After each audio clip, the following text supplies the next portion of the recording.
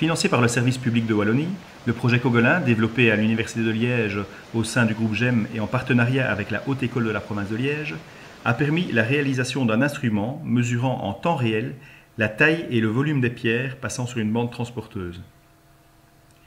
L'instrument projette une ligne laser à la verticale de la bande transporteuse, et ce, perpendiculairement à l'axe de défilement.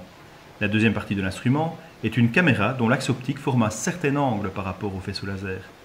De cette manière, la caméra observe en continu le profil que forme la ligne laser à la surface des pierres en défilement.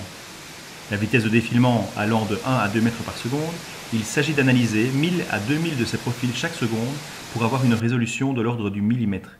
Cela n'est rendu possible qu'à l'aide de caméras intelligentes qui transforment chaque image contenant un profil en un vecteur d'altitude. Ainsi, de chaque colonne ne sera conservée qu'une seule valeur, celle de la position du profil au niveau de cette colonne.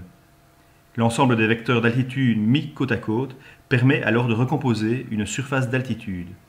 Numériquement, il s'agit de recomposer une image noir et blanc où chaque ligne sera la transformation en niveau de gris d'un vecteur d'altitude mesuré. Comme 1000 à 2000 profils sont acquis chaque seconde, de 1 à 2 images de 1000 lignes sont acquises chaque seconde.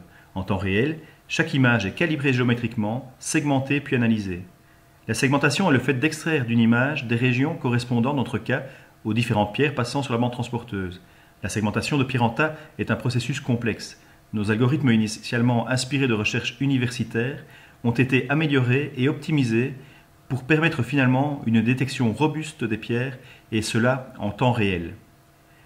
De ces pierres, seules celles non recouvertes sont conservées. Sur ces dernières, un ensemble de paramètres de taille est calculé, le diamètre maximum inscrit correspondant généralement au diamètre passant ami, la longueur, la largeur. L'intérêt de la mesure par surfométrie est l'estimation possible de l'épaisseur et du volume des pierres. L'autre intérêt restant l'estimation précise et en temps réel du volume global et du débit passant sous l'instrument. Nous avons étudié la corrélation des tailles et volumes mesurés par surfométrie aux tailles et volumes réels des pierres. Une très bonne corrélation est rencontrée lorsque les pierres sont individualisées, une corrélation significative est rencontrée lorsque les pierres sont en tas. Néanmoins, dans les deux cas, la courbe granulométrique obtenue par surfométrie colle celle obtenue par tamisage. N'hésitez pas à nous contacter si vous êtes intéressé par ce projet.